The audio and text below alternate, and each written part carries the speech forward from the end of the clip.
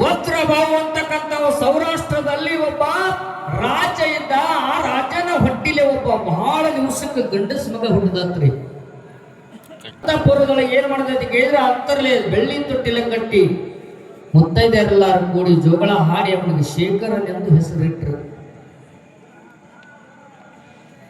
ಆ ಶೇಖರ ತೊಟ್ಟಲ ಕಾರ್ಯಕ್ರಮ ಮುಗೀತು. ದಿನ ದಿನಕ್ಕೆ ಬೆಳಿಲಕ್ಕಂತ ಅವಾಗ ಒಬ್ಬ ಜ್ಯೋತಿಷಗಾರ ಬಂದವ್ರ ಮನೆಗೆ. ಯಾರ ಮನೆಗೆ? ವಜ್ರಭಾವನ ಮನೆಗೆ, ರಾಜನ ಮನೆಗೆ ಒಬ್ಬ ಜ್ಯೋತಿಷಗಾರ ಬಂದ. ರಾಜ ಅವನಿಗೆ ವಜ್ರ ವೈಡೂರ್ಯ ಎಲ್ಲ ಮುತ್ತು ರತ್ನಗಳೆಲ್ಲ ಕೊಟ್ಟ. ಜ್ಯೋತಿಷ ಅಂದ, ನಿಮ್ಮ ಮಗನ ಬಗ್ಗೆ ಏನಾರ ಕೇಳುದಿಲ್ಲ ಜರ ಕೇಳ್ರಲ್ಲ, ಹೇಳ್ತೀನಿ ಅಂದ. ಹೇಳ ನೋಡೋಣ ನನ್ನ ಮಗನ ಭವಿಷ್ಯ ಮುಂದೆ ಹೆಂಗದ. ಅವ ಜ್ಯೋತಿಷ ಕುಂಡಲಿ ತೆಗೆದು ನೋಡ್ದ ತನ್ನ ಮಗನ ಭವಿಷ್ಯ. ವಜ್ರ ಭಾವನ ಮಗ ಶೇಖರನ ಭವಿಷ್ಯ ನೋಡ್ತಾನ. ಇವ ಮದುವೆ ವಯಸ್ಸಿಗೆ ಬಂದ ತಕ್ಷಣ ಮದುವೆ ಮಾಡುವಂತಹ ಸಂದರ್ಭದಲ್ಲಿ ಲಗ್ನ ಆಗುವಂತ ವಯಸ್ಸಿನಲ್ಲಿ ಇವ ಜೀವ ಬಿಡ್ತಾನ. ಅಂದ್ರೆ ಅವತ್ತು ಮರಣ ಹೊಂದಾವದಾನಿವ.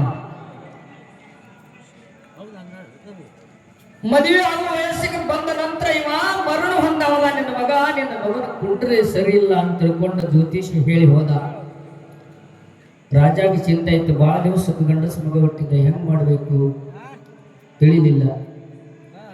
ಅದೇ ಚಿಂತೆ ಒಳಗೆ ತಂದೆ ಕೂತ ದಿನಂಪ್ರತಿ ಮಗ ಬೆಳೆದ ವಯಸ್ಸಿಗೆ ಬಂದ. ಮುಂದೊಂದು ದಿವಸ ವಯಸ್ಸಿಗೆ ಬಂದ ಬಳಿಕ ಬಾರ ವಯಸ್ಸಿನೊಳಗೆ ಒಂದು ಯಾವುದೋ ಕಾಯಿಲೆ ಬಂದು ಮಗ ತೀರ್ಕೊಂಡ.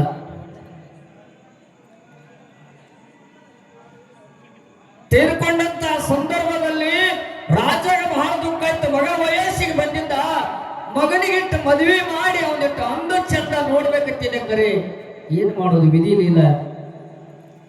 ಆ ಭಾಗ್ಯ ಮಾಡೋದು, ಮಗನ ಲಗ್ನ ಮಾಡೋದು ಭಾಗ್ಯ ನನಗೆ ಸಿಗಲಿಲ್ಲ ಅಂತ ತಿಳ್ಕೊಂಡು ಹೋರಾಡಿ ರಾಜ ಅಳಕಂತ.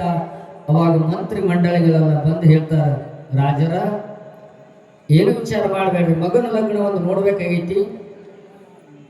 ರಗಡ ಸಂಪತ್ತೈತಿ ರಾಜವಾಡದೊಳಗ, ರಗಡ ಸಂಪತ್ತೈತಿ. ಸುತ್ತ ಊರಿಗೆಲ್ಲ ಡಂಗರ ಸಾರಿ ನಿನ್ನ ಮಗನ ಜೋಡಿ ಯಾವ ಹುಡುಗಿ ಮದುವೆ ಹಾಕಳ ಅವ್ರಿಗೆ ಲಕ್ಷ ಗಟ್ಟಲೆ ನೀವು ಹಣ ದಾನ ಕೊಟ್ಕೊಡು. ಸತ್ತ ಮಗನ ಯಾರ ಮದುವೆ ಹಾಕಾರ ಅವರಿಗೆ ಲಕ್ಷ ಗಟ್ಟಲೆ ನಾವು ಉಡುಗೊರೆಯಾಗಿ ಕೊಡುನ ತಿಳ್ಕೊಂಡು ಮಂತ್ರಿಗಳ ಸಲಹೆ ಕೊಟ್ಟಾಗ ರಾಜ್ಯ ಅಂದ, ಹಂಗೆ ಮಾಡ್ರಿ, ಡಂಗರ ಹೊಡೆದು ಬರ್ರಿ. ಊರ ಕೇರಿ ನಾಡ ನಗರ ಎಲ್ಲ ಡಂಗರ ಹೊಡೆದು ಬಂದರು. ಯಾರು? ರಾಜ್ಯದ ಸೈನಿಕರು. ಪಕ್ಕದ ಊರಾಗ ಒಬ್ಬ ಬಡ ಬ್ರಾಹ್ಮಣ ಮಾದೇವ ಅಂತ ಅವನ ಹೆಸರ. ಬಡ ಬ್ರಾಹ್ಮಣನ ಹೊಟ್ಟೆಲಿ 5 ಮಂದಿ ಹೆಣ್ಣು ಮಕ್ಕಳಿಗೆ ಹುಟ್ಟಿದ್ರು, ಗಂಡಸ ಮಕ್ಕಳು ಇರ್ಲಿಲ್ಲ ಅವರಿಗೆ. ಒಂದು ಹೊತ್ತು ಉಣ್ತಿದ್ರು, ಒಂದು ಹೊತ್ತು ಉಪವಾಸ ಮಲಗುತ್ತಿದ್ರು. ಅಂತ ಪರಿಸ್ಥಿತಿ ಯಾರಿರ್ತದೆ ಕೇಳಿದ್ರೆ ಆ ಬಡ ಬ್ರಾಹ್ಮಣ ಮಾದೇವನ ಪರಿಸ್ಥಿತಿ ಹಂಗಿತ್ತು. ಹಿಂದಿನ ಕಾಲ ಬಿಡ್ತಾರ ಬಾಳ. ಅವಾಗ ಏನು ಡಂಗರ ಹೊಡೆಯುವವನಿಗೆ ಕಿವಿಗೆ ಬಿತ್ತು. ಆ ಬಡ ಬ್ರಾಹ್ಮಣ ಮಾದೇವ ವಿಚಾರ ಮಾಡ್ತಾರ, ಒಂದು ಮಗಳು ಕೊಟ್ಟು ಅದು ಸಂಪತ್ತು ತಗೊಂಡ್ರಂದ್ರೆ ಉಳಿದನವ್ರೆ ನಾವೆಲ್ಲ ಹೊಟ್ಟೆ ತುಂಬಿಕೊಂಡು ಜೀವನ ಮಾಡ್ಬೇಕಾಗ್ತದ. ಇದು ಒಂದು ಕಾಲ ಅವಕಾಶ ಪರಮಾತ್ಮ ನಮಗೆ ಕೊಟ್ಟಾನಂದ್ರ ಈ 4 ಮಂದಿ ಹೆಣ್ಣು ಮಕ್ಕಳ ಒಳಗೆ ಒಬ್ಬಕ್ಕಿನ ಕೊಡ್ಬೇಕಂತ ಸತ್ಯ ಹೆಣಕ ಬಂದ ಮನ್ಯಾಗ ಹೆಣ್ತೀನಿ ಕೇಳ್ದ. ಊರಾಗ ರಾಜ ಡಂಗ್ರೆ ಹೊಡ್ಲಿಕ್ಕಿತ್ತಾನ. ವಜ್ರ ಭಾವನ ಮಗ ಸತ್ತಾನಂತ. ಸತ್ತ ಹೆಣದ ಜೋಡಿ ಮದುವೆ ಯಾರ ಹಾಕಾರ ಅವ್ರಿಗೆ ಲಕ್ಷ ಗಟ್ಟಲೆ ಸಂಪತ್ತು ಕೊಡೋರದಾರ. ಒಂದು ಮಕ್ಕಳಿಗೆ 4 ಮಂದಿ ಮಕ್ಕಳೊಳಗೆ ಒಂದು ಮಗಳಿಗೆ ಕೊಡುದಂದ. ಇದು ಹೆಂಗ ಸಾಧ್ಯ ಅಂದ್ರೆ ಹೆಣ್ತಿ. ಅವಾಗಂದ ಬಡ ಬ್ರಾಹ್ಮಣ ಮಾದೇವ, ಎಲ್ಲಾರು ಕೂಡ ಸಾಯೋದು ಬೇಡ, ಒಬ್ಬರಿಗೆ ಮದುವೆ ಮಾಡಿ ಉಳಿದಾನವರು ಬದುಕ್ತಾರ, ಅವರನ್ನು ಸುಖಿಯಾಗಿರ್ತಾರೆ. ಉಳಿದಾನವರು ಯಾನ್ ವಿಚಾರ ಮಾಡಬೇಡ, ಚಿಂತೆ ಮಾಡಬೇಡ ತಿಳ್ಕೊಂಡು ಒಬ್ಬಕ್ಕೆ ಅದರೊಳಗೆ ಒಬ್ಬ ಮಗಳನ್ನ ಒಪ್ಪಿಸಿದ. ಸತ್ಯ ಹಣದ ಜೋಡಿ ಮದುವೆ ಆಗ್ಲಿಕ್ಕೆ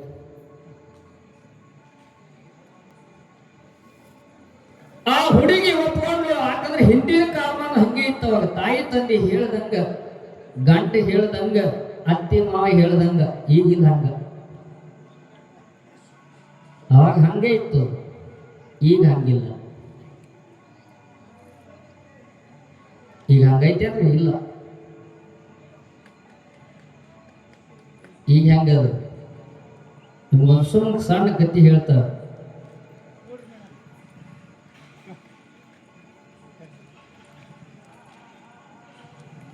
ಹಿಂದಿನ ಕಾಲಮಾನದಾಗ ನಮ್ಮ ಮನೆ ಒಂದು ಕನ್ಯೆ ಐತ್ ತಿಳ್ಕೊಂಡು ಬಂದ್ರವಾಡದವರು ನೆರಹಳ್ಳಿ ಚೌಡಾಪುರದವ್ರಿಗೆ ಹೇಳಿ ಕಳಿಸಿದ್ರು, ನಮ್ಮ ಮನೆ ಒಂದು ಹುಡುಗಿ ಐತಿ ನೋಡ್ರಿಪ್ಪ, ಯಾವ್ರಿ ಮನೆತಾನ ಇದ್ರು ನೋಡ್ರಿ ತಿಳ್ಕೊಂಡ ದಿನ ಸ್ವಾಮಿ ಹಿಟ್ಟಿಗೆ ಬರ್ತಿದ್ದ ಅಲ್ಲಿದಿಂದ ಚೌಡಾಪುರದಿಂದ ಬಂದರವಾಡಕ್ಕೆ. ನಮ್ಮ ಮನೆ ಒಂದು ಕನ್ಯೆ ಐತ್ ನೋಡ್ರಿಪ್ಪ, ಚಲೋ ಮನೆತಾನ ಇದ್ರು ತಗೊಂಡು ಬರ್ರಿ ಬಿಗ್ತಾನ ಮಾಡೋದು ತಿಳ್ಕೊಂಡು ಸ್ವಾಮಿಗೆ ಹೇಳಿದ್ದ. ಸ್ವಾಮಿ ಚೌಡಾಪುರದವ, ಅಲ್ಲಿ ಒಂದು ಹುಡುಗನ ವಿಷಯ ಇವನಿಗೆ ಗೊತ್ತಿತ್ತ, ಅಲ್ಲಿ ಮನಿತಾನ ಐತೆ ತಿಳ್ಕೊಂಡು ಇಲ್ಲಿ ಬಂದ್ರವಾಡದವ್ರು ಹೇಳ್ದ, ಇಂಥ ದಿನ ಅವ್ರು ನೋಡಾಕ್ ಬರೋದಾರ ಹುಡುಗಿನ, ನೀವು ಜರ ಸಜ್ಜನಾಗಿರಿ, ಯಾಕಂದ್ರ ಈಗಿನ ಗಟ್ಲೆ ಆಗ ಫೋನ್ ಇರ್ಲಿಲ್ಲ ಅವಾಗ. ಯಾರು ಹುಡುಗರ ಕೈಯಾಗ ಹೇಳಿ ಕಳಿಸ್ಬೇಕು, ಇಲ್ಲ ಆಳು ಬಿಡ್ಬೇಕು, ಹಿಂಗ ಹಿಂದಿನ ಪದ್ಧತಿ.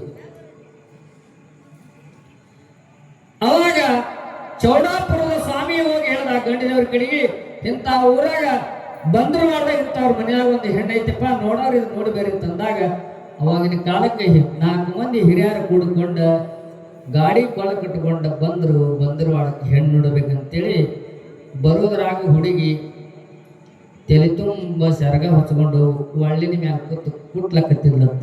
ಜ್ವಾಳ ಎಲ್ಲ ಕುಟ್ಟುದು ಬೀಸು ಹೋಗದೆ ತಿಳಿಯಂಗಿಲ್ಲ, ಯಾರಿಗೆ ಹೇಳುದು. ತಲೆ ತುಂಬ ಸೆರಗ ಹೊಚ್ಕೊಂಡು ಒಳ್ಳಿನ ಮ್ಯಾಲ ಕೂತು ಆ ಹುಡುಗಿ ಒಣಗಿ ತಗೊಂಡು ಜ್ವಾಳ ಕುಟ್ಲಕತ್ತಿದ್ದು, ಸ್ವರ್ಗದ ಜ್ವಾಳ. ಬಂದು ಹಿರಿಯರು ಕೂತು ನೋಡಿದ್ರು, ಏನು ಸಂಸ್ಕಾರ, ಏನು ಸಂಪ್ರದಾಯ. ತಲೆ ತುಂಬ ಸೆರಗ ಹೊಚ್ಕೊಂಡು ಒಳ್ಳಿನ ಮೇಲೆ ಕೂತು ಕುಟ್ಲಕತ್ತಾಳ್ರಿ, ಈ ಮನಿ ಪದ್ಧತಿ ಚಲೋ ಅಂತಿದ್ರದಾಗ.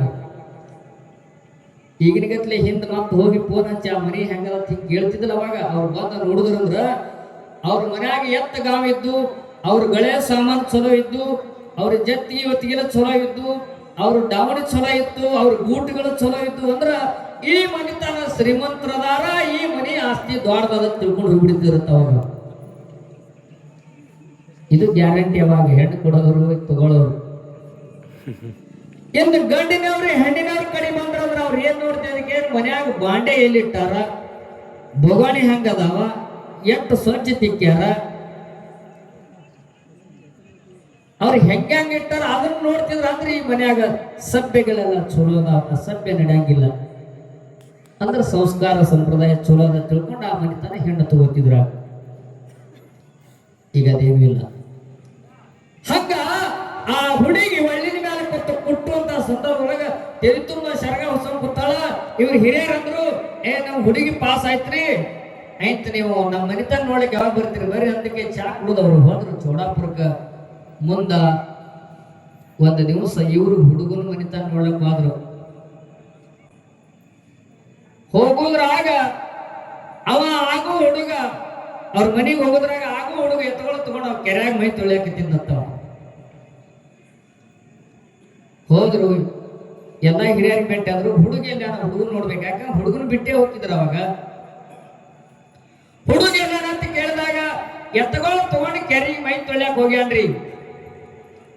ಹಿಂಗ ಬರುತ್ತ ನಿಂದ್ರಿ, ಇಲ್ಲ ಅದೇ ಹೋಗಿ ನೋಡ್ರಿ ಅಂದ್ರ ಅವ್ರು ಎಲ್ಲ ಅಲ್ಲೇ ಹೋಗಿ ನೋಡ್ತೇವೆ ತಿಳ್ಕೊಂಡು ಹೋಗಿ ಕೆರೆ ಒಡ್ಡಿನ ಮೇಲೆ ಇದ್ರು. ಇವ ಮೊಳಕಾಲ ಮಟ್ಟ ನೀರು ತೊಡಿ ಮಟ್ಟ ನೀರಾಗ ನಿಂತು ಎತ್ತಿನ ಮೈ ತೊಳಿತಿದ್ದ. ಅಲ್ಲೇ ನಿಂತು ಮಾತಾಡಿಸಿ ಬಂದ್ರು, ಹುಡುಗ ಚಲೋ ಅದ ಕೊಡ್ತೀವಿ ನೋಡ್ರಿ, ಹೆಣ್ಣು ಕೊಡಕ್ಕೆ ಅಡ್ಡಿ ಇಲ್ಲ. ಮುಂದೆ ಕೆಲವಾರು ದಿವಸ ಆದ ಮೂಲಕ ಇವ್ರು ಬಂದರವಾದವರು ಮತ್ತು ಚೌಡಾಪುರದವ್ರು ಕೂತು ವಿಚಾರ ಮಾಡಿದ್ರು. ಕುತ್ಕೊಂಡು ಲಗ್ನ ಯಾವಾಗ ಇಡೋನು, ಹಗಲತ್ತು ಇಡೋದು ಬೇಡ, ಯಾಕ ಹಗಲತ್ತ ದೌತ್ಯದ. ಮಳೆಗಾಲ ದಿನ ಹಗಲತ್ತ ಹೊಲ ಮನೆ ಕೆಲಸ ಅದ, ಯಾರು ಬರಂಗಲ್ಲ. ರಾತ್ರಿ ಮುಗಿಸೋದು ಮದುವೆ ತಿಳ್ಕೊಂಡ ಇವ್ರು ಕೂಡಿ ವಾಟಗಟ್ಟಿ ಮಾಡ್ಕೊಂಡ ರಾತ್ರಿ ಮದುವೆ ಮಾಡ್ಲಿಕ್ಕೆ ಚಾಲು ಮಾಡಿದ್ರು. 10 ಗಂಟೆದಿಂದ ಚಾಲು ಮದುವೆ. 10 ಗಂಟೆದಿಂದ ಸುರ್ಗಿ ಸುತ್ತಿದ್ರು, ಎಲ್ಲ ಅರ್ಶನ ಹಚ್ಚಿದ್ರು, ಎಲ್ಲ ಮದುವೆ ಸೇರಿ ಅವ್ರವ್ರದ್ದು ಅರಿಬಿ ಅವ್ರವ್ರು ಹುಡ್ಸಿದ್ರು, ಇವ್ರು ಹುಡ್ಸಿದ್ರು. 10 ಗಂಟೆಯಿಂದ 4 ಗಂಟೆಗೆ ಅಕ್ಕಿ ಇನ್ನು ಊರ ಕಡೆ ಬರ್ಬೇಕಂತಿದ್ರು ಅವಾಗ ಬಂದರವಾಡಿ ಹೆಣ್ಣಿನವ್ರ ಕಡೆ ಹಾಡಕತ್ರ ಖುಷಿಯಾಗಿ. ಸುದ್ದಿಲ್ಲದ ನಮ್ಮ ಹುಡುಗಿನ ಮುದ್ದಿನಂತ ಬಿಗುರು ಕೊಟ್ಟು ಗೆದ್ದೆವೆಕ್ಕ ನಾವು ಗೆದ್ದೆವತ್ತು ಹಾಡಕತ್ರತ್ತವ್ರು. ಚೌಡಾಪುರದವ್ರು ಅಂದ್ರತ್ತ ಇವ್ರು ಹಿಂಗ್ಯಾಕೆ ಹಾಡಕತ್ರು, ಹಿಡ್ತಾನ ಹಾಡಿಲ್ಲ, ಈಗ್ಯಾಕೆ ಹಿಂಗ ಹಾಡ್ಲಕತ್ರು. ಸುತ್ತಿಲ್ಲದ ನಮ್ಮ ಹುಡುಗಿನ ಮುತ್ತಿನಂತ ಬೀಗರಿಗೆ ಕೊಟ್ಟು ಗೆದ್ದೆವಕ್ಕ ನಾವು ಗೆದ್ದೆವತ್ತು ಹಾಡಕತ್ತಾರ ಯಾಕಂತ ಕೇಳಿ ಒಬ್ಬಕ್ಕೆ ಅಕ್ಕಗೆ ನೆರಮನೆ ಅಕ್ಕ ಕರೆದು ಹಿಂಗ್ಯಾಕೆ ಹಾಡಕತ್ತಾರೆ, ಏನಿದು ವಿಷಯ ತಂದಾಗ, ಅಯ್ಯಕ್ಕ ಹುಡುಗಿಗೆ ಒಂದು ಕೈ ಇಲ್ಲ ಮಂಡದಂದತ್ತೆ. ಅವರು ಚೌಡಾಪುರದವ್ರು ಸುಳ್ಕೊಂಡಿರ್ಲತ್ತವ್ರು. ಸುದ್ದಿ ಇಲ್ಲದ ನಿಮ್ಮ ಹುಡುಗಿನ ಮುದ್ದಿನಂತ ನಮಗೆ ಕೊಟ್ಟು ಗೆದ್ದೆ ಅನ್ಬೇಡ್ರಕ್ಕ, ಗೆದ್ದವ್ರ ಬಾಯಿ ಮೇಲೆ ವಾದ್ಯ ಬಂದಿರ್ತಾವ.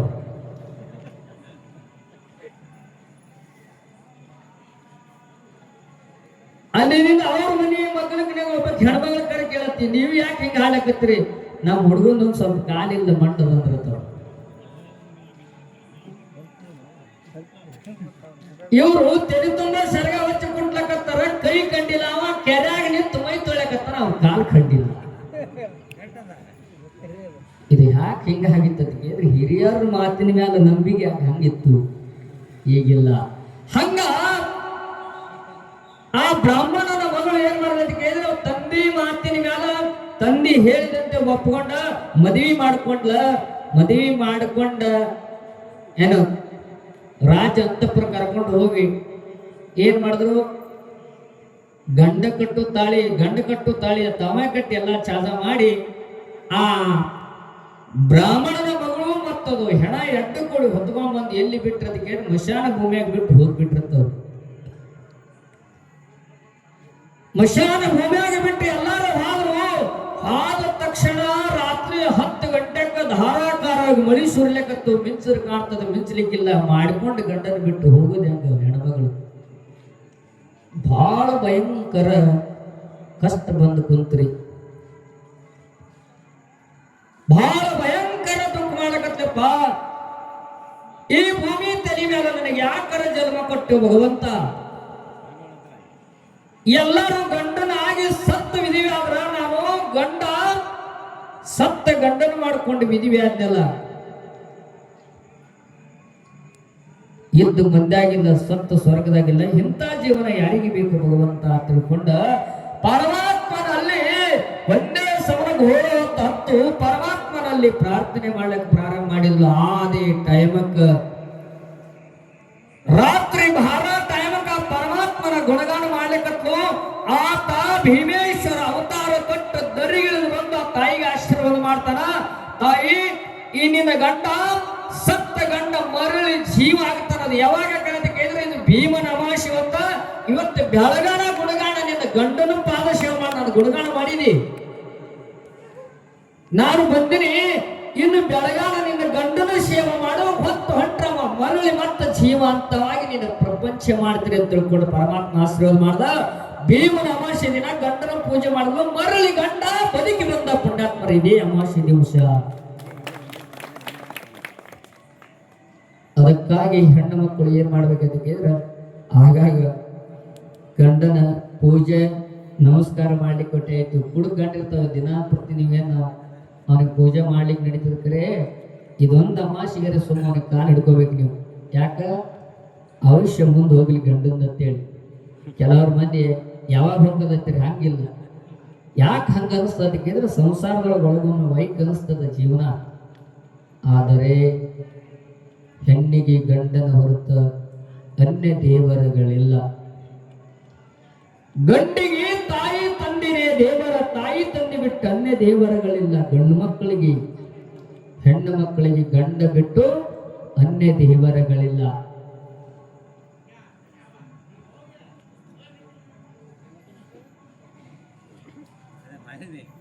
ಅರ್ಥ ಮಾಡ್ಕೋಬೇಕು ನಾವು ನೀವೆಲ್ಲ ಜೀವನದೊಳಗ. ಏನ್ ಅರ್ಥ ಮಾಡ್ಕೋಬೇಕಂತ ಬಹಳಷ್ಟು ಮಂದಿ ಗಂಡನ ಒಂದು ಮಹತ್ವಕ್ಕೆ ನಾವು ಬೆಲೆ ಕೊಡಲಾದ್ರೆ ಅವ್ರ ಸಂಪತ್ತಕ್ಕೆ ನಾವು ಬೆಲೆ ಕೊಡುವಂತ ಜನಗಳ ಬಾಳ ಹುಟ್ಟಿ ಕೂತಿದೆ ಜಗತ್ತೊಳಗೆ. ಗಂಡ ಲಾಭನೇ ಇತ್ತಂದ್ರೆ ಗಂಡ, ಲುಕ್ಸಾನ್ದಾಗಿದ್ದಂದ್ರೆ ಗಂಡಲ್ಲ. ಹಿಂಗನಿಸ್ತದ ಜೀವನ. ಗಳಿಸುತ್ತಂದ್ರೆ ಗಂಡ, ಗಳಿಸ್ತಿರ್ಲಿಕ್ಕಿದ್ರೆ ಗಂಡ ಅನ್ನಂಗಿಲ್ಲ. ಬಂಗಾರ ಹಾಕಿದ್ರೆ ಗಂಡ, ಬಂಗಾರ ಹಾಕ್ಲಿಕ್ಕೆ ಅವ ಗಂಡ ಅಲ್ಲ ಅಂತಕ್ಕಂಥ ಭಾವನೆ ಬರ್ತದ. ಆದ್ರೂ ಅವ ದುಡೀಲಿ ಕುಡೀಲಿ ಯಾರೇ ಮಾಡ್ಲಿಕ್ಕರೆ ನೀವು ಗಂಡನಾಗೆ ಅನ್ಯತೆ ಭಾವಿಸಬಾರ್ದು, ಅನ್ಯ ಬಗೆಬಾರದು. ಅವನ ಪುಣ್ಯ, ಅವ ಮಾಡಿರ್ತಕ್ಕಂಥ ಪುಣ್ಯ ನಿಮ್ಗೆ ಅರ್ಧ ಪಾಲು ನೀಡೋದ ಜಗತ್ತದೊಳಗ. ಪಾಪ ಮಾಡಿದ್ರೆ ಗಂಡನ ನಿಮ್ಗೆ ಬರಂಗಿಲ್ಲ, ಪುಣ್ಯ ಮಾಡಿದ್ರೆ ಅರ್ಧ ಹೇಳಾರೆ ಬರ್ತದ. ಹಂಗಂದ್ರೆ ಶ್ರುತಿ ಲೇಖಗಳಂಗ ನೀವೆಲ್ಲರೂ ಗಂಡಿಗೆ ಪುಣ್ಯ ಮಾಡುವಂತ ಕಾರ್ಯ ಹಚ್ಚಬೇಕಾರೆ ಪಾಪ ಮಾಡುವಂತ ಕಾರ್ಯಗಳ ನೀವು ಹಚ್ಚಬಾರದು.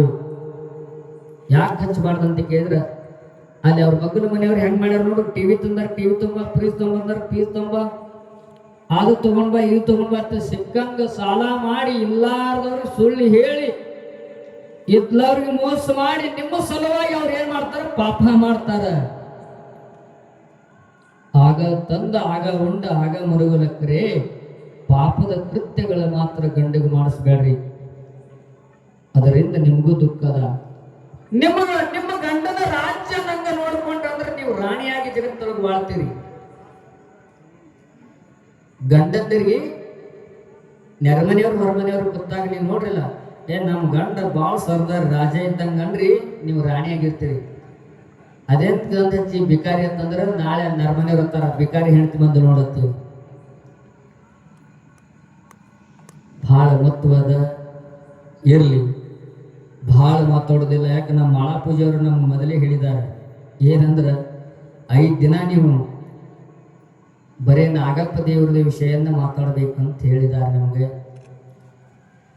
ಕೆಲವೊಂದು ನೀತಿ ಪಾಠಗಳನ್ನು ನಿಮ್ಗೆ ಹೇಳಬೇಕು, ಜೀವನದೊಳಗೆ ಕೇಳಬೇಕು. ಇವೆಲ್ಲ ಈ ಮನಸ್ಸು ಎಂಬುದು ಬಹಳ ಕೆಟ್ಟದ, ಸಿಕ್ಕಂಗೆ ಹರಿದಾಡ್ತೈತಿ. ಅದು ಆತ್ಮರು ಹೇಳ್ಯಾರ, ಎಲ್ಲ ಮನಸ್ಸಿಗೆ ಏನ್ ಮಾತ್ಮರು ಏನ್ ಹೇಳ್ಯಾರ, ಮನಸ್ಸು ಎಂಬುದು ಮರಕಟ. ಈ ತನು ಎಂಬ ವೃಕ್ಷವನ್ನೇರಿ ಶಾಖೆ ಶಾಖೆಗೆ ಹಾರಾಡ್ತದತ್ತದು. ಹೆಂಗ ಮಂಗ್ಯ ಗಿಡದಾಗ ಟಣ ಟಣ ಜಿಗದಾಡ್ತದ, ಹಂಗಿದು ಮನಸ್ಸು ಅನ್ನೋದು ಈ ದೇಹ ಅನ್ನೋದೊಂದು ಗಿಡ. ಈ ಗಿಡದಾಗ ಇದು ಮನಸ್ಸು ಅನ್ನೋದೊಂದು ಮಂಗ್ಯ ಅದ. ಇದು ಬಿಟ್ರ ಇಡೀ ಶಾಖೆ ಶಾಖೆಯಿಂದ ಜಿಗದಾಡ್ತೈತಿ. ಅದಕ್ಕೆ ಬೀಳದಂಗ, ಮನಸ್ಸು ಹರಿಯದಂಗ, ಯಾ ದೇವ್ರಿಗೆ ದೀನಂಶಗಾರ ಹಾಕ್ರಿ ಬಿಡ್ರಿ ಗೊತ್ತಿಲ್ಲ, ಯಾ ದೇವ್ರಿಗೆ ಪಟ್ಟಿ ಕೊಡ್ರಿ ಕೊಡದೇ ಇರ್ಲಿ ಗೊತ್ತಿಲ್ಲ. ಆದ್ರ ಮನಸ್ಸು ಮಾತ್ರ ಬಹಳ ಸ್ವಚ್ಛ ಇರ್ಬೇಕು. ಇನ್ನೊಬ್ಬರಿಗೆ ಮೋಸ ಮಾಡಬಾರ್ದು, ಇನ್ನೊಬ್ಬರು ಚಪ್ಪಲ್ನ ಕಾಲು ಹಾಕಬಾರ್ದು, ಇನ್ನೊಬ್ಬರು ದುಡ್ಡು ತಿನ್ನಬಾರ್ದು. ಇವೆಲ್ಲ ಬಹಳ ನೀತಿ ಶಾಸ್ತ್ರ ಅದಾವ. ನೀವು ಯಾವ ದೇವ್ರಿಗೆ ಹೋಗ್ಲಿ ಬಿಡಲಕ್ಕ, ನೀವು ನಿಷ್ಠ ಇದ್ರಿ, ನೀವು ಕರೆಕ್ಟ್ ಇದ್ರಿ ಅಂದ್ರೆ ದೇವ್ರಿಗೆ ನಿಮ್ಮನ್ನು ಹುಡುಕಾಡ್ಕೊಟ್ಟು ಮನೆಗೆ ಬರ್ತಾನ. ದೇವ್ರ ಗುಡಿಗೆ ಹೋಗೋದು ನೀವು ಹೊರಕತ್ತಿಲ್ಲ. ಹಂಗದ ಕೆಲವೊಂದು ಮಾತುಗಳು. ಮತ್ತೆ ನಾಳೆ ನಾವು ವಿಷಯ ಮಾತಾಡೋಣ. ಈಗ ನಾಗಪ್ಪ ದೇವರ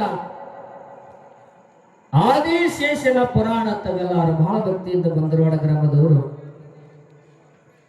ಇದನ್ನು ಹಮ್ಮಿಕೊಂಡಿರಿ. ಬಹಳ ಒಳ್ಳೆಯ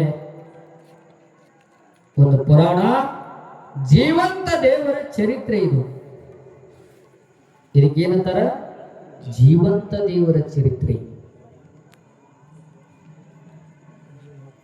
12ನೇ ಶತಮಾನದ ಶ್ರೇಷ್ಠ ಶರಣ ಬಸವಣ್ಣಪ್ಪರು ಹೇಳ್ತಾರೆ, ಕಲ್ಲ ನಾಗರ ಕಂಡರೆ ಹಾಲೇರೆಂಬರು, ದಿಟ್ಟ ನಾಗರ ಕಂಡರೆ ಕೊಲ್ಲೆಂಬುವರು. ಬಸವಣ್ಣಪ್ಪ ಹೇಳಿರುವಂತ ಮಾತುಗಳಿಗೆ ಸ್ವಲ್ಪ ನಾವು ಲಕ್ಷ್ಯದೊಳಗಿಡಬೇಕು. ಬಹಳ ಸತ್ಯ ಅದ್ರಾಗ. ಕಲ್ಲ ನಾಗರ ಕಂಡರೆ ಹಾಲೇರುವರು, ದಿಟ್ಟ ನಾಗರ ಕಂಡರೆ ಕೊಲ್ಲೆಂಬುವರು. ಉಣ್ಣುವ ಜಂಗಮ ಮನೆಗೆ ಬಂದರೆ ನಡೆ ಎಂಬುವರು, ಉಣ್ಣದ ಲಿಂಗಕ್ಕೆ ಭಕ್ತಿದಿಂದ ಮಡಿಯುಣಿದಿಂದ ಬಾಣ ಹಿಡಿಯುವರು.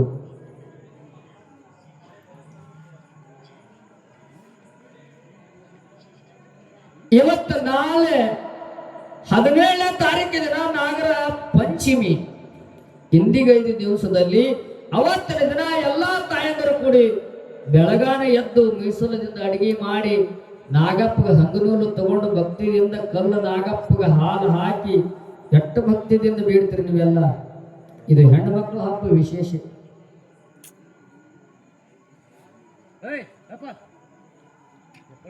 ಬಹಳ ಭಕ್ತಿಯಿಂದ ಬೇಡ್ತೀರಿ. ಅದಕ್ಕೆ ಬಸವಣ್ಣ ಹೇಳ್ತಾರ, ಕಲ್ಲ ನಾಗರ ಕಂಡ್ರೆ ಹಾಲೆರಿವರು, ದೊಡ್ಡ ನಾಗರ ಕಂಡರೆ ಕೊಲ್ಲೆಂಬುವರು.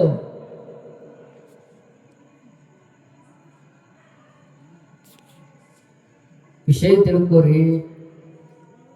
ಆ ನಾಗಪ್ಪ ದೇವರನಾಗ ತಿಳ್ಕೊಂಡ ನೀವೆಲ್ಲ ವರ್ಷ ಕೊಂಡಿನ ರಾತ್ರಿ ಬೆಳಗಾನೆ ಎದ್ದು ಆ ನಾಗಪ್ಪಗೆ ಎಡಿ ಮಾಡಿ ತಂದು ನೀವೆಲ್ಲ ಹಾಲು ಹಾಕಿ ನೀವು ನಮಸ್ಕಾರ ಮಾಡ್ತೀರಿ. ಅದು ದೇವರನ್ನು ತಿಳ್ಕೊಂಡಿರಲಿಲ್ಲ. ಮತ್ತ ಕರೆಕೆರೆ ನಾಗಪ್ಪ ಮನ್ಯಾಗ ಬಂದವ್ರು ಹಾಲು ಇಟ್ಟಿರಿ ಯಾರೇ ಇಟ್ಟಿರಿ? ಹಂಗನೂಲು ಹಾಕಿ ಹಾಲು ಇಟ್ಟಿರಿ ಯಾರೇ? ದೇವರು ಆ ಮನಿತನಕ ಬರ್ತಾವ. ಇಲ್ಲಿ ನೀವು ನಡೂರು ಕಟ್ಟಿಗೆ ಬಂದು ನಾಗಪ್ಪಗೆ ಹಾಲು ಇರ್ಲಿಕ್ಕೆ ಇಲ್ಲಿ ಬರ್ತೀರಿ ಭಕ್ತಿಯಿಂದ. ಒಮ್ಮೆ ದೇವ್ರ ನೀವು ಭಕ್ತಿ ಪರೀಕ್ಷೆ ಮಾಡಕ್ ನಿಮ್ ಮನೆಗೆ ಬರ್ತಾನ. ಜಗತ್ತದೊಳಗೆ ಜೀವಂತ ದೇವರ ಕಣ್ಣಿಗೆ ಕಾಣುವಂತ ದೇವರು ಯಾವ್ದಾರು ಇರ್ತದ, ಆದಿಶೇಷ ಮಾತ್ರ ಮತ್ತೊಂದು ದೇವರುಗಳ ಕಣ್ಣಿಗೆ ಕಾಣಕ್ಕಿಲ್ಲ. ಪುಣ್ಯಾತ್ಮರಿ ಕಾಣ್ತಾವ ಯಾವ ದೇವರುಗಳು? ಜಗತ್ತು ಯಾವ ದೇವ್ರ ಕಣ್ಣಿಗೆ ಕಾಣ್ತಾವನ್ರಿ? ಕಣ್ಣಿಗೆ ಕಾಣೋ ದೇವರಂದ್ರೆ ಏಕೈಕ ದೇವರಂದ್ರ ಅವ ನಾಗಪ್ಪ ಒಬ್ಬರೇ ಅಲ್ಲ. ಕಣ್ಣಿಗೆ ಕಾಣವ ಯಾವಾಗ ಒಮ್ಮೆ ಕಾಣ್ತಾನ, ಕಾಯಂ ಕಾಣಂಗಿಲ್ಲ. ಯಾವಾಗ ಒಮ್ಮೆ ಮನೆಗೆ ಬಂದ್ರು ಅವ್ರಿಗೆ 10 ಮಂದಿ ಕೂಡಿ ಎತ್ತಲಾರ್ದಂತ ಬಡಿಗೆ ಒಯ್ದು ಮೊದಲ ಚಲೋತ್ನಿಗೆ ತಲೆ ಜಜ್ಜೋದತ್ತ, ಮತ್ತೆ ಹಿಂದ್ರಗಡೆ ಅದರ ಬಾಯಾಗ ರೊಕ್ಕ ಇಟ್ಟು ಮತ್ತೆ ಸುಡುದತ್ತ. ಇದು ನಮ್ಮ ಆಚರಣೆ. ಇದು ಯಾವ ಆಚರಣೆ? ದಯವಿಟ್ಟು ಬಂದರವಾಡ ಗ್ರಾಮದವರಾಗಲಿ, ಬೇರೆ ಊರಿಂದ ಬಂದಿರತಕ್ಕಂತ ಪುಣ್ಯಾತ್ಮರಾಗ್ರಿ, ಯಾವುದೇ ಹಾವ ತಮ್ಮ ಮನೆಯೊಳಗೆ ಬಂದರೆ ಜೀವ ಹೊಡಿಬಾರ್ದು. ಹಾವಿನ ಜೀವ ಎಂದು ಹೊಡಿಬಾರ್ದು.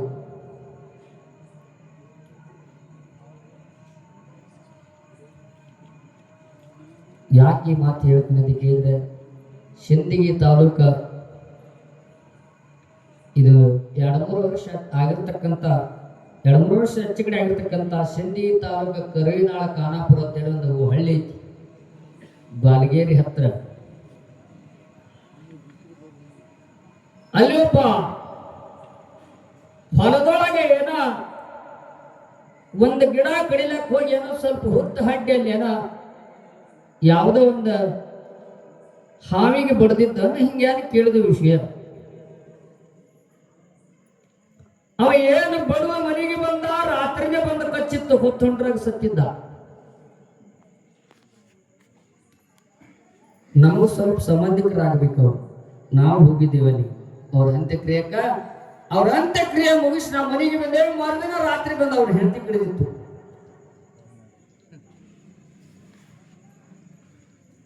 ಅವ್ರದ್ದು ಮುಗಿಸಿ ಬರೋದ್ರಾಗ ಮತ್ತ ಖಾನಾಪುರ ಗ್ರಾಮದಲ್ಲಿ ದೊಡ್ಡ ಭಯದ ವಾತಾವರಣ ಸೃಷ್ಟಿಯಾಗಿಬಿಡ್ತು. ಜನರೆಲ್ಲ ಖಾನಾಪುರ ಊರಾಗ ಜನ ಯಾರು ಮಲ್ಕೊಳ್ಳಿಲ್ಲ. ಲೈಟ್ ಹಚ್ಚಿ ಕಾಯ್ಕೊತ್ ಕೂತ್ ಬಿಟ್ರು. ಯಾವಾಗ ಬರ್ತದೆ ಯಾರಿಗೆ ಕಸ್ತದ ಗೊತ್ತಾಗಲಿಲ್ಲ ತಿಳ್ಕೊಂಡು. ಅಂತ ಬೆಳಕಿನಾಗೆ ಬಂದು ಮತ್ತೊಬ್ಬಳು ಹೆಣ್ಮಗಳು ಕಚ್ಚಿತ್ತು. ಆಗಿದ್ದಾಗ ಪೊಲೀಸ್ ಗಾಡಿ, ಆಂಬುಲೆನ್ಸ್ ಗಾಡಿಗಳೆಲ್ಲ ಅಲ್ಲಿ ನಿಂತಿದ್ವು. ಆಗಿಂದಾಗ ಟ್ರೀಟ್ಮೆಂಟ್ ಕೊಟ್ಟು ಆ ತಾಯಿ ಮುಳಿಸ್ಕೊಂಡ್ರು. ಈ ನಾಗಪ್ಪಗ ಹಿಂಗ ಬಂದವನ್ನ ಕಚ್ಚಲಕ್ಕ ಕಾರಣ ಏನಂತ ಕೇಳಿದಾಗ ಅವ ಮಾಡಿರ್ತಕ್ಕಂಥ ಕೃತ್ಯ ಅವರಿಗೆ ಗೊತ್ತಾಯ್ತು. ಮುಂದೆ ಊರಾನ ಹಿರಿಯರು ಎಲ್ಲಾರು ಕೂಡಿ ಅದ ಊರೊಳಗೆ ಒಂದು ನಾಗಪ್ಪನ ಕಟ್ಟಿ ಆ ದೇವರ ಸ್ಥಾಪನೆ ಯಾವಾಗ ಮಾಡಿದ್ರು ಅಲ್ಲಿಂದ ಸರ್ಪದೋಷ ಖಾನಾಪುರಕ್ಕೆ ದೂರ ಆಯ್ತು. ನಿಮಗೆ ಗೊತ್ತದ ವಿಷಯ, ಹಾವಿನ ದ್ವೇಷ 12 ವರ್ಷ ಇತ್ತು. ಇದೇಂತಲ್ಲ, ಯಾವುದೇ ಪ್ರಾಣಿ ಪಕ್ಷಿಗಳಿಗಾಗಿ ಕೊಲ್ಲಬಾರದು. ಮಹಾತ್ಮರು ಹೇಳ್ತಾರ, ಯಾವಾಗ ನಮಗೆ ಮಾನಕ್ ಬರ್ತದೋ ಅವ್ನಿಗೆ ಕೆಡಿಸ್ಬೇಕು, ಯಾವಾಗ ನಮ್ಗೆ ಮಾನಕ್ ಬರಂಗಿಲ್ಲ ಅವ್ನಿಗೆ ಕೆಡಿಸಬಾರ್ದು ಅಂತ ಹೇಳ್ತಾರೆ. ನಮಗ ಜೀವ ಕೊಡಾಕ ಬರ್ತಿತ್ತಂದ್ರೆ ಜೀವ ತೆಗೆಯುವಂತ ಅಧಿಕಾರ ನಮ್ದು ಇರ್ತೈತಿ. ಜೀವ ಕೊಡಾಕ್ ಬರ್ತಿತ್ತಂದ್ರೆ ತೆಗಿಯುವಂತ ಅಧಿಕಾರ ನಮ್ದು ಇರ್ತೈತಿ, ಕೊಡಾಕ್ ಬರಲಿಲ್ಲ ಅಂದ್ರೆ ತೆಗ್ಯಾಕನು ಬರಂಗಿಲ್ಲ. ಅದು ಆ ಅಧಿಕಾರ ಪರಮಾತ್ಮ ನಮ್ಗೆ ಯಾರಿಗೂ ಕೊಟ್ಟಿಲ್ಲ. ಯಾವುದೇ ಪ್ರಾಣಿ ಪಕ್ಷಿಗಳಿಗೆ ಜೀವ ಹೊಡೆಯೋ ಅಧಿಕಾರ ದೇವರ ಯಾರಿಗೂ ಕೊಟ್ಟಿಲ್ಲ. ಆದರೂ ಈ ಜಗತ್ತದೊಳಗೆ ಪ್ರತಿಯೊಂದು ಪ್ರಾಣಿ ಪಕ್ಷಿಗಳು ಎಷ್ಟೋ ಹತ್ಯೆಗಳಾಗ್ತಿರ್ತಾವ. ಇದೆಲ್ಲ ಮಳೆಗಾಲ ಹಿಂಗಾಗ್ಲಿಕ್ಕೆ ಕಾರಣ ಏನಂದ್ರೆ ಅತಿ ಹೆಚ್ಚ ಹತ್ಯೆಗಳು ನಡೆಯುವುದರಿಂದ ಹಿಂಗೆಲ್ಲ ಕಾಲಮಾನ ಬಂದು ಒದಗುತ್ತೈತಿ. ಆಗಿನ ಕಾಲಕ್ಕೆ ಕಾಲಕ್ಕೆ ಮಳಿ, ಕಾಲಕ್ಕೆ ಬೆಳಿ. ಈಗೆಲ್ಲ ಹಿಂಗೆ ಯಾಕೆ ಆಗ್ಯವತ್ತಿಗೆ ನಮ್ಮಲ್ಲಿ ಪಾಪದ ಕೃತ್ಯಗಳು ಹೆಚ್ಚಾಗಲಿಕ್ಕೆ. ಅದರ ಸಲುವಾಗಿ ಇಂತಹ ಪುರಾಣ ಕಾರ್ಯಕ್ರಮಗಳನ್ನು ತಾವು ಕೇಳಬೇಕು. ಇದರಾಗ ಧರ್ಮ ಮತ್ತು ಪುಣ್ಯ ಸತ್ಕಾರ್ಯಗಳ ಏನದಾವ ಅದನ್ನು ಆಚರಣೆ ಮಾಡ್ಬೇಕು ಎಲ್ಲರೂ. ಅಂದರೆ ಆ ನಾಡಿಗೆ ಸಮೃದ್ಧಿ ಮಳೆಯಾಗ್ತದೆ, ಸಮೃದ್ಧಿಯಾಗಿ ಬೆಳೀತಾರೆ. ಇಲ್ಲಂದ್ರೆ ಅದು ಬಹಳ ಕಷ್ಟದ ವಿಷಯ ಅದ. ಜಗತ್ತದೊಳಗ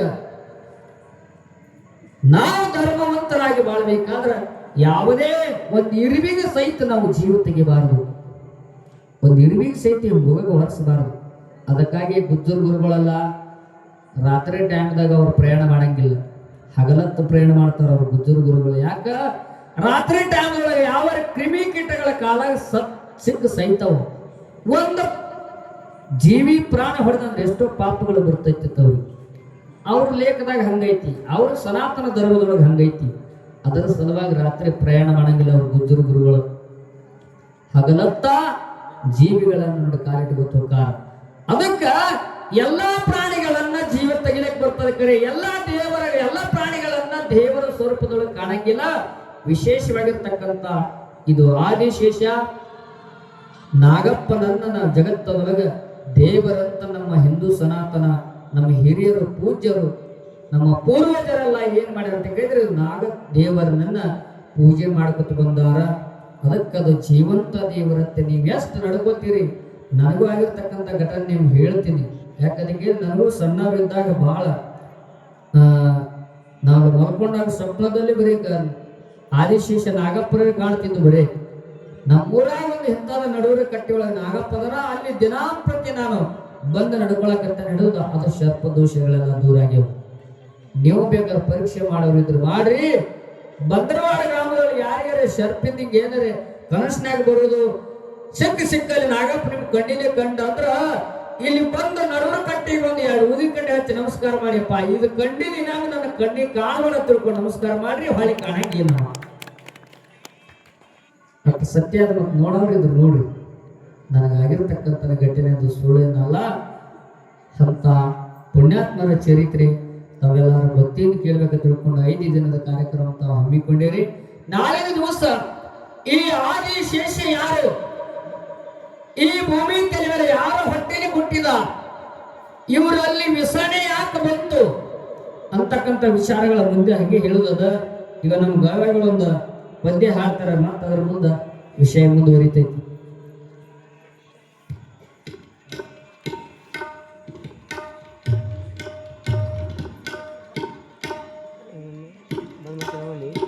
ಮತ್ತೆ